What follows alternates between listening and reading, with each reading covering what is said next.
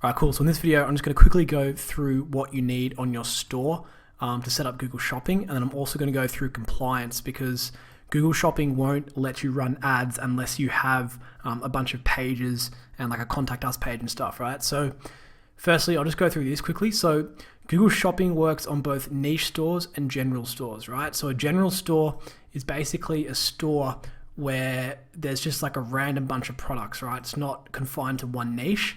I recommend, if you don't have a store set up, I recommend just start with a general store. So you're not confined to testing products in one single niche.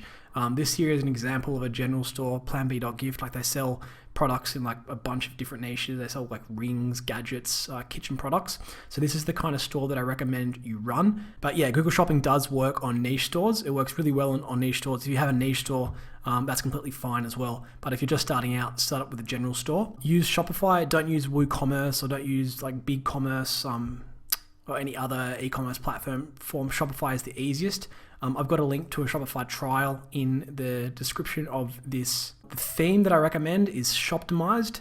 I've got a link to that as well. I use Shoptimized on my general stores. I've tested a bunch of other themes. It's easily the highest converting theme that I've tested. It works well for Google Shopping, and it's a good theme because you don't have to waste money using like separate apps, right? So like it's got features built into it. You should buy a domain, right? Don't use this like myshopify.com. You need to buy a domain and make sure it's .com. Don't buy like .org, .us or something like that. And then you also want to go and set up email hosting. So I recommend going with Zoho. So just go to zoho.com and sign up for email hosting. So say if your store name was like trendypalace.com, right? You'd want an email that was say like info@trendypalace.com, right? So for example, info@trendypalace.com. And then you want this to be like your customer support email. Right, so in order to be compliant on Google Shopping, we need to generate refund policy, privacy policy, terms of service, and then we need to create these as standalone pages, right? So what you do is you just go into settings, then you go into checkout,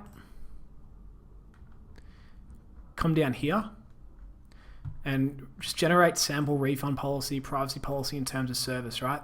We want to go save, and then we want to create these as standalone pages, right? So I'm going to open online store pages in a new tab, and I'm going to go back to,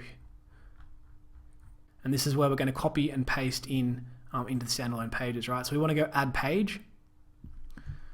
So we'll call this refund policy, and we just want to go in here, select all of this, put it in here, and go save. Then we want to duplicate this page and call it, we'll do privacy policy for this. So we'll duplicate that page and we'll take out that information and put in our privacy policy information. Go save. I think it has saved. Yep, and then we will duplicate this page and we'll call it terms of service. Duplicate, and then I'm going to copy the terms of service into here.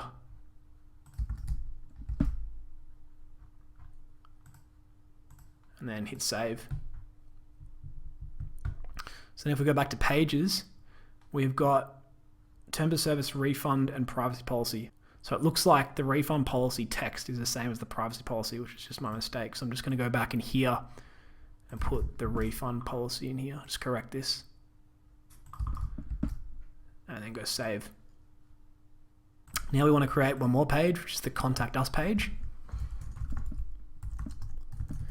And the thing about the contact us page is that it needs to have an email address, right? Looking back here, we've created that support email address, so you want that.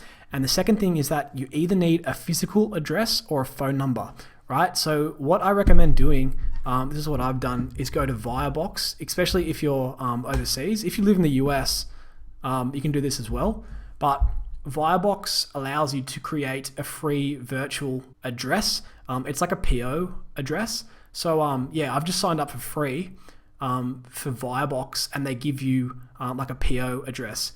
And that PO address is fine to use as your physical address. When I run ads, Google Shopping accept that.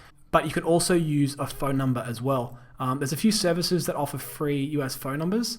I can't remember off the top of my head, but I will leave a link to it in the description.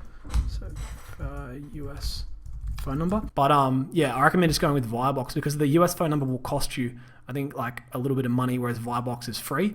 So what you want to do now, we'll go back to contact us. All you want to do is copy and paste this text in. So if you have any questions, please contact us at whatever the support email is, because you want your support email there. And then you can say all inquiries are responded to within 24 hours on business days. And then our address is whatever the Firebox address is. So put your address here. And we'll go save. So now we've got all our compliant pages here. But we also now need to put these compliant pages on our website. So we need to create a menu with these links in the menu, right? So to do that, we come to navigation. There should be footer menu or main menu. So in the footer menu, we can just change it up here. We just want to go add menu item, click pages, contact us, add. We're just going to add in the pages now. Pages, privacy policy.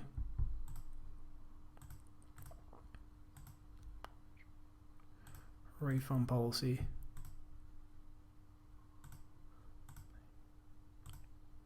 In terms of service. Cool. And then we'll just go save menu, right? If we go to our site, we should see, these links on the footer here. So if these links haven't appeared in your footer, then you just need to go into your theme, right? So you just need to go into themes, go customize theme.